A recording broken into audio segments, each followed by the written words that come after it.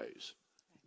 This is from a viewer. How does your perspective on the meaning of life account for evil and suffering? Would you like to take that first, Dr. Peterson?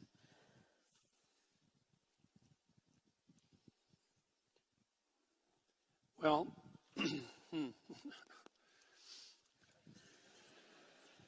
I read something very interesting many decades ago. It was a Jewish meditation on finitude. And it was presented in what you might describe as a Jewish Zen koan. And there aren't that many of those. So here was the question. What does a being who's omniscient, omnipresent, and omnipotent lack? So those are the three classical attributes of God.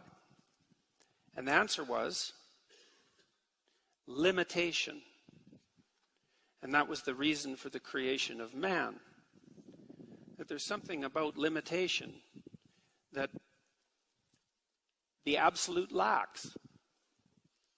Say, well, being requires limitation, let's say, because if you can be anything at all at any moment, then you're everything at once, and in some sense, you're nothing at all. We're in this situation. Our being is defined by our limitations, and that produces suffering. The question is whether there is a mode of being that justifies the suffering. That's the fundamental religious question. And I think that the answer to that is yes. So being requires limitation. Limitation necessitates suffering, but there are modes of being that allow you to transcend the suffering. That's the hope. And then with regards to evil, it seems to me, I have to speak metaphysically or theologically here, that a universe without the possibility of evil is also one without the possibility of good. And I would say that if human beings conducted themselves properly, we could have a universe where free choice was the rule. We were free to choose evil, but there would be no evil because we would choose good. And I think that we should be very careful at laying the existence of evil at the feet of the Creator without looking to our own role in producing it. So that's my answer to that question. Dr. Craig, would you like to? Okay.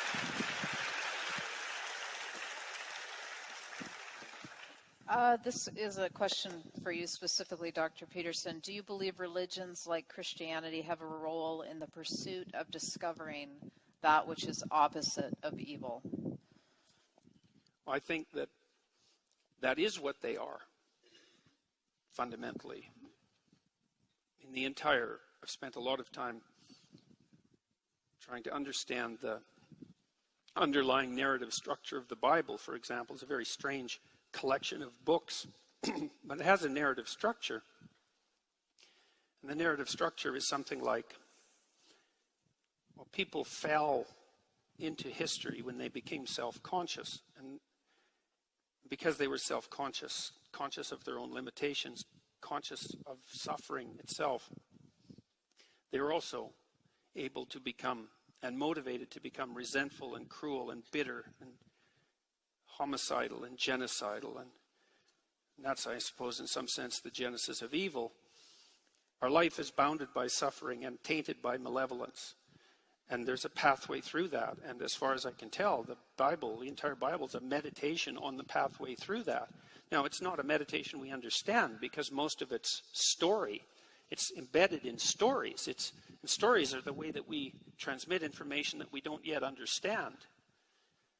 But I think that the Bible, properly understood, is the best, what would you say? It's the best set of instructions that we have to understand what it would mean to live a life that would enable us to bear suffering nobly and to constrain malevolence. That's what it looks like to me. I mean, I can give you a quick example of that. There's an idea, deep idea, that emerges in the first chapter of Genesis, that being that extracts habitable order out of nothingness and potential uses truthful speech to do that as the mechanism by which that occurs. And that the habitable order that's extracted from the chaotic potential by truthful speech is good. And that the capacity to do that is part and parcel of each human being, something I believe to be as accurate as anything can be accurate. And so there's an idea right in the beginning, right in the first chapter of that book, that if people spoke truthfully, that the order they spoke into being would be good.